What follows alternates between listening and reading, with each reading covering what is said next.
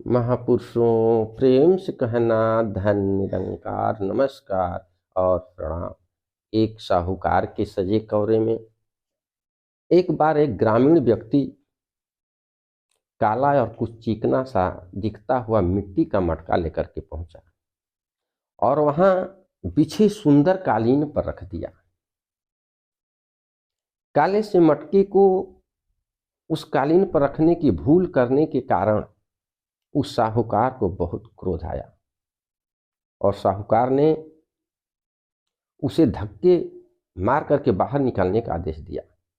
उस गरीब की बात सुनने के बजाय साहूकार के नौकरों ने उसे गालियां देते हुए धक्के मार करके बाहर निकालने लगे और क्रोध और घृणा से भरा साहूकार ने मटके पर ठोकर मारी, परंतु ठोकर से ज्यों ही मटका फूटा, महापुरुषों पूरा कमरा देसी घी की महक से भर गया। साहूकार कुछ सोच भी न पाया कि उसकी पत्नी भीतर से चिल्लाते हुए आई कि आपने यह क्या किया?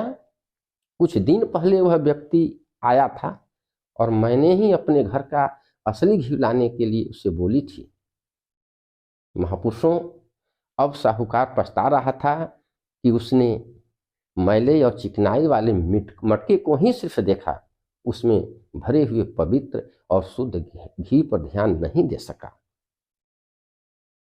तो आओ महापुरुषों, यह भूल सिर्फ उस साहूकार को ही नहीं हुआ, ऐसी भूल करने वालों से इतिहास भरा पड़ा है। महाराज जनक के दरबार में बड़े बड़े विद्वान ऋषियों ने अष्टबल खाए अष्टावक्र के शरीर रूपी मटके को ही देखा था, उसमें भरी हुई ब्रह्म विद्या के भंडार को नहीं देखा।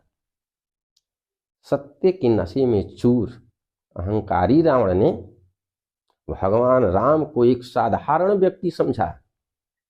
अहंकारी कंस ने कृष्ण को एक बालक समझा, उसमें बसे हुए निरंकार ब्रह्म की सत्ता को ध्यान नहीं दे सका।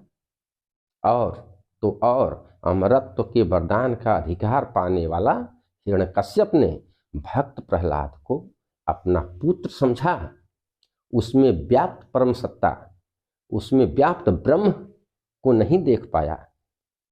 इतिहास में न जाने इतनी ऐसी घटनाएं इतिहास के पन्नों में बंद है, जहां ज्ञान, भक्ति, लगन, विनम्रता पर ध्यान नहीं दिया गया, सिर्फ 5 तत्व के पुतले पर ही ध्यान दिया गया, यहां तक कि ब्रह्म पर भी ध्यान नहीं दिया गया। और महापुरुषों, इसका परिणाम जो उन्हें भुगतना पड़ा उसे आप अच्छी तरह जानते हैं, परंतु उस साहूकार की तरह अब पछताइयां होत क्या जब चिड़िया चुग गई खेत।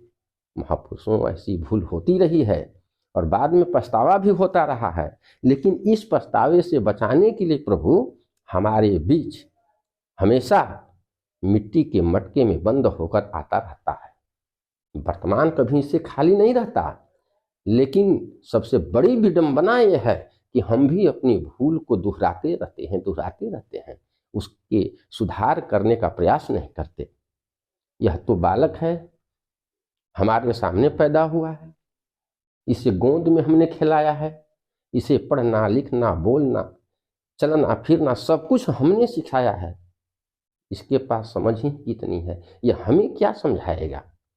न जाने ऐसी कितने ही बातें हमारे दिमाग में चक्कर काटती रहती है, क्योंकि हमारा ध्यान नजर आने वाले शरीर पर होता है, उसमें छिपे हुए सत्य पर, उसमें छिपे हुए सद्गुरु पर और उसमें बसे हुए जो है ब्रह्म पर हमारा ध्यान कभी नहीं जाता है।